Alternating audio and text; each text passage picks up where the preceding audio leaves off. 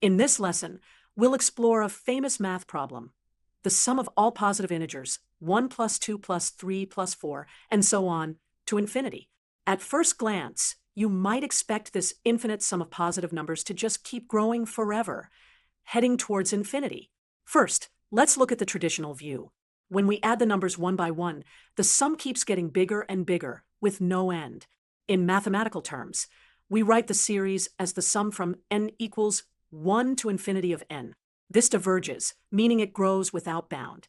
So, in the usual sense, this series does not have a finite value. But here's the surprising claim.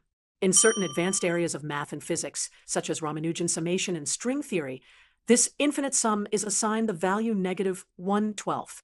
In other words, 1 plus 2 plus 3 plus 4, all the way to infinity, equals negative 1/12. Of course, this is not true as a simple sum, but comes from a deeper, more abstract idea. Let's explain how mathematicians arrive at this result. It all starts with the Riemann zeta function, defined by the formula. Zeta of s equals the sum from n equals 1 to infinity of 1 over n to the s.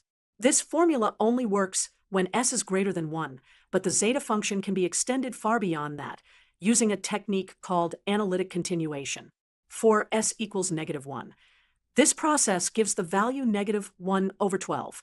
And so, in a regularized sense, we write the sum from n equals 1 to infinity of n equals zeta of negative 1, which equals negative 1/12.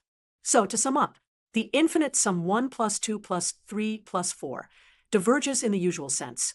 Yet, in advanced math, Ramanujan summation, and physics, it is assigned the value negative 1/12 through analytic continuation of the zeta function.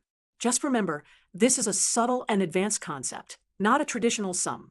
If you want to learn more about Ramanujan summation, the Riemann zeta function, or how this result is used in physics, let us know.